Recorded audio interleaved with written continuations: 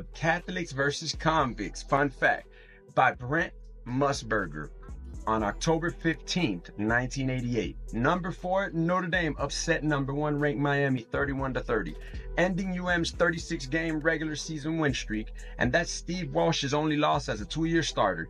That year, Notre Dame finished 12-0 and NCAA champs. Brent Musburger said the environment was bananas, y'all. Just to have a good language, let's just be real. There was fights popping off before the game when college football was really college football. You know, when the flags weren't being thrown like that, the ejections weren't happening. There was a fight coming out the tunnel. Look, y'all check this video out. Brent Musburger, who called the 1988 Miami Notre Dame game that became known as Catholics versus Convicts. What do you remember about going into that game?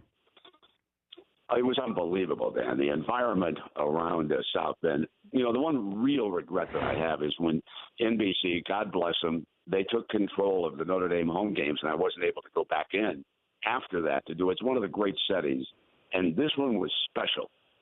You have to remember, and this was another game I did with Ara Parsigan at the booth, Jimmy Johnson and the Canes trampled Jerry Faust down in Miami in his final game as head coach. Now, let's be perfectly honest. Faust, who had done a great job at Massillon High School in Ohio, was in over his head as the head coach, but he was such a wonderful man. He was so great to be around. He loved children, loved him to death, and the Canes pounded on him, and they never let up. They'd have put 100 up if they could have. Believe me. I know Jimmy Johnson likes to go around and say, oh, it was a terrible team. They brought it down themselves, blah, blah, blah, blah, blah. Nonsense.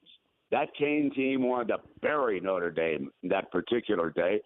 And at some point in the fourth quarter, in a quiet, distinguished way, Ara Parsigan, as my analyst said, I would have thought that Coach Johnson would have shown more compassion. Mm-hmm. Well, there was a great writer down in Miami at the Herald, Edwin Pope, and he unloaded on Parsigan at Notre Dame. Went to the front page of the Miami Herald, and game on. Lou Holtz then came in. Ara and I did a game up with Minnesota. Holtz was the coach of Minnesota. It was the only time in his life that Ara ever asked me to please stay out of the room, but I knew what was going on. Ara was talking to Holtz about coming to South Bend. Then the good fathers allow Holtz to go out and get some Hurricane-type football players. Get them in there, okay? So we go to the stadium that day in South Bend, and this youngster walks up to me and hands me the T-shirt. Catholics versus the Convicts. I've still got it in some storage box up in Montana, Dan. I'll never forget it. I go in. We're all set. We're getting ready to do the game. You know, we got a prepackaged, just a prepackaged. And then I hear there's a fist fight in the tunnel. Yeah. We got to throw everything out.